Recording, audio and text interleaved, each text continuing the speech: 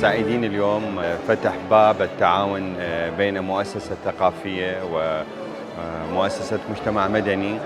واحدة من مهام دارة الفنون أن تكون أبوابها مفتوحة لكل المؤسسات الثقافية المدنية وأيضا الفنانين من أجل التبادل الثقافي بين الحركة التشكيلية.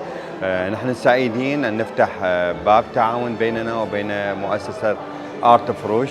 هذه المؤسسة تحظى برعاية تشكيلية مباشرة من قبل الفنانين التشكيليين في إقليم كردستان في السليمانية وأيضا في بغداد. نشكر ونبارك مشاركة ذا جاليري آرت فروش معنا في هذا المهرجان اللي شاركوا ويانا 7 فنانين أكراد.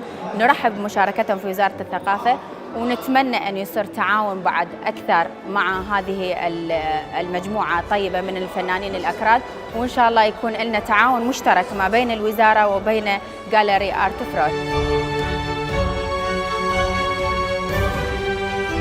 عودتنا كردستان باحتضان فناني العراق في المعارض والمهرجانات الفنية التي تقام ضمن محافظات كردستان.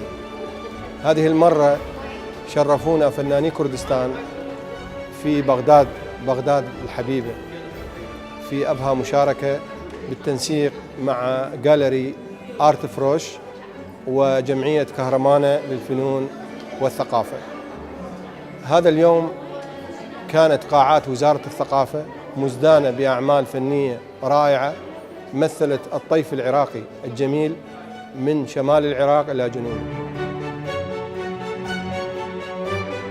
طبعا يسرنا اليوم أن في وزارة الثقافة دائرة الفنون التشكيلية استضافت معرض واستضافت فنانين من إقليم كردستان.